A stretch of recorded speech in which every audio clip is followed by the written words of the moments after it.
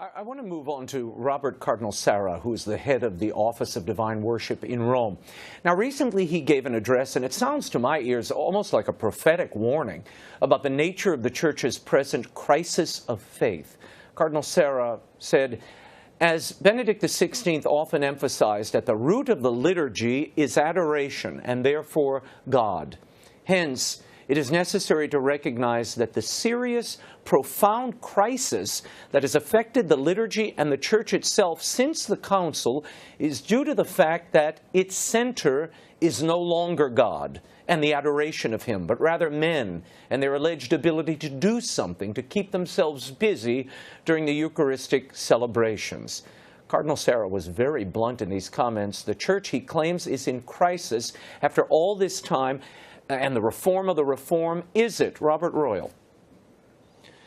Yeah, I mean, this is very, very strong language, and I'm very happy that he actually put this out in a very direct way, because I hear from a lot of different people with various orientations in the Church that they find that the liturgy is flat, and I think the reason is precisely what he identifies, is that instead of opening us out to the transcendent, instead of God coming into the world and instituting the Eucharist and saying to us, this is a way that physically you and I become one, and you are lifted out of what you think of as just your normal humdrum life.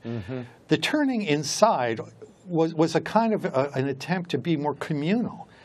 And communities are fine if God is the center of the community, if the city of God is what we're after and God is put at the center of what we're all doing.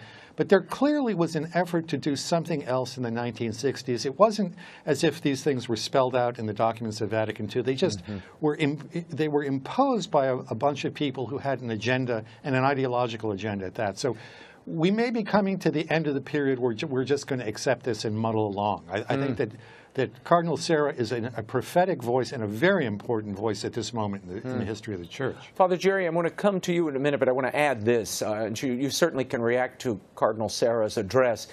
Bishop Robert Marlino of Madison has also reacted. Now, he's asking that people in his diocese, particularly children about to receive communion, that they should do so and be instructed to do so on their knees and on their tongue as a way to demonstrate reverence. Why does this matter, and why now? This is great. I really love Bishop Marlino. He's a great figure in the hierarchy in the United States and in the Church in general.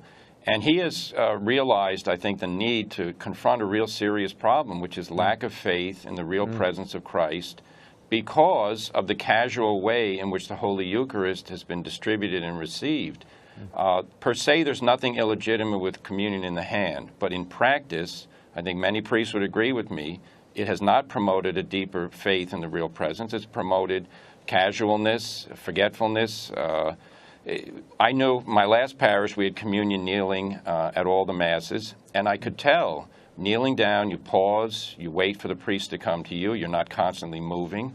And then when you receive on the tongue, it's, God is feeding you. So we take from the hands of the priest right into our mouth the most holy body of Christ. This will promote Eucharistic faith, and I'm very pleased that the bishop is doing this. Now, Father, Raymond, if I can add just a word on this. Go ahead, very quickly. Go ahead, Robert.